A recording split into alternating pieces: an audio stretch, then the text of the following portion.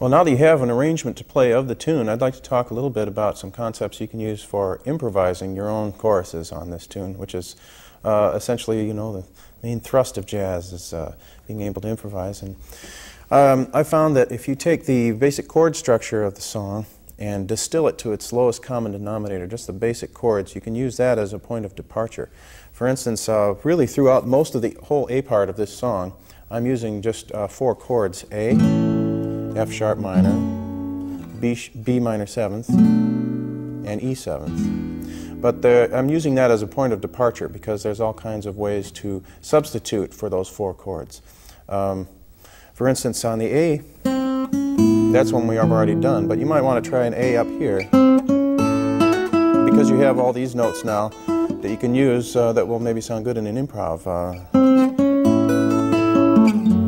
And now, instead of going to this A sharp diminished, that A sharp diminished is really substituting for our basic F sharp chord, F sharp minor chord that's there. Could easily just as well be played. See? And same thing with the B minor 7th and the E 7th. So what I do is try and find different ways to play all those 4 chords. And I try and keep the melody of the song in my mind and create some sort of a caricature of the melody, if you will, by using those chord forms and different finger picking patterns. So for instance, I'll pick 4 different ways of playing those 4 chords and find an improv within them. I'll play the A here. And then the A sharp diminished, instead of playing it here, I'll play it here. This is another way to play that chord. You might want to be interested in this. It's a very useful chord form. But my index finger is barring here at the 5th fret over the D, G, and B strings at the 5th fret. And then my ring finger is at the 6th fret of the G string. And then my middle finger reaches over here and catches the 6th fret of the 6th string. And it's just those 4 strings, the 6th, the 4th, 3rd, and 2nd. Makes A sharp diminished, because this is A sharp on the bottom here. So we've got A sharp diminished, and I'll play the B minor 7th. Instead of like this, I'll play it like this. It might be even a little bit more familiar B minor 7th chord form. And I'll play the E 7th like this.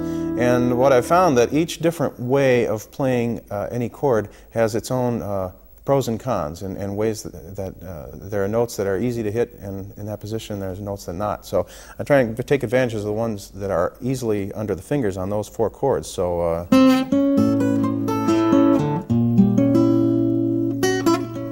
the pinky on the A chord can do things like this.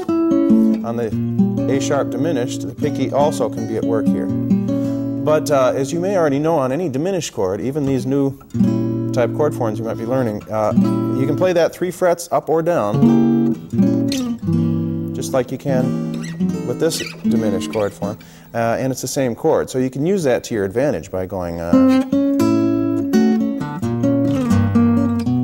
splitting the bar between half of it here and half of it 3 frets away, for instance. So that would connect nicely with this B minor 7th chord. And when you get to this B minor 7th chord, there's all kinds of things your pinky can do to improvise within that. I'm hitting,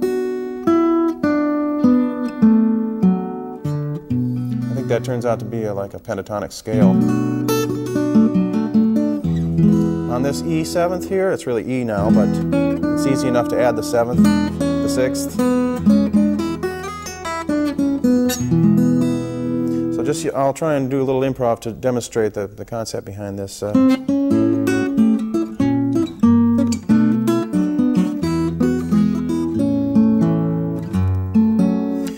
So you saw kind of what I was doing there, just using those different chord forms for the same basic chords. I'll try one more just to kind of give you another idea.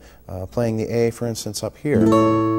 This is an A major triad. It looks just like D major here, but if you play it way up here at the 9th and 10th frets, and you play an A bass with it, that's A major.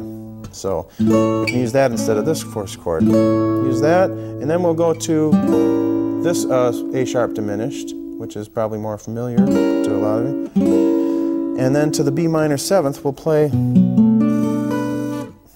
this one right here, which is more in the vicinity of where we're working. That's another thing with improvisation. It's nice to stay in the general area of the fretboard where you are, so you're not doing a lot of this, you know, going back and forth from the top of the neck to the bottom. Here's our first chord. There's the second chord. Here's B minor 7th, the third chord, and then E 7th, played like this. Now, if I was going to improvise those chords using those chord forms, I would play something like this. Again, moving it up 3 frets instead of down 3 frets.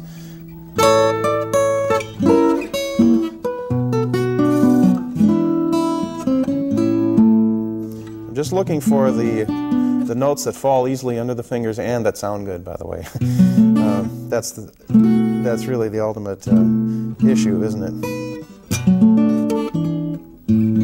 There's that way to play it. And you can also take the second chord and make it an F sharp minor, or an F sharp 7th will do. This is a fairly forgiving song for this sort of thing. As long as it's some sort of F sharp chord or a substitute thereof, it will work. If I used an F sharp 7th as my second chord, I could go and do a chromatic run, for instance, from A down to F sharp 7th, however you might be used to playing it. There's a lot of different ways, and again, advantages to playing different ways. But for this way, I can just take the A 7th to start off with and take it down chromatically, which means 1 fret at a time, or a half step at a time, down to the F sharp 7th, and then go to the B minor 7th, and then say an E 9th up here, or an E 9th down here. Or better yet, maybe try and split the bar again between 2 E 9th chords, this one and this one. So I come up with something like this. I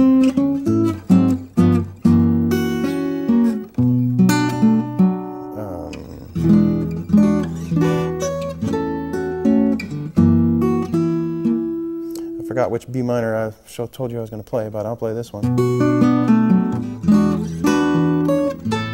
And there I split the bar between E 9th.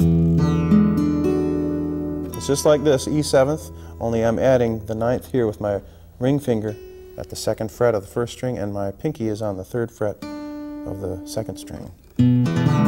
Really pretty sounding E 9th chord. This E 9th up here is played in this manner with and this finger is kind of, I call it a flop chord, because you play 2 strings normally, and then this ring finger flops over all 3 of the last 3 strings. What's nice about this key is that when you play an E 9th like that, you've got this rich open E sort of bass to put against it. And if you put them together, and maybe even find some notes in between to start connecting them.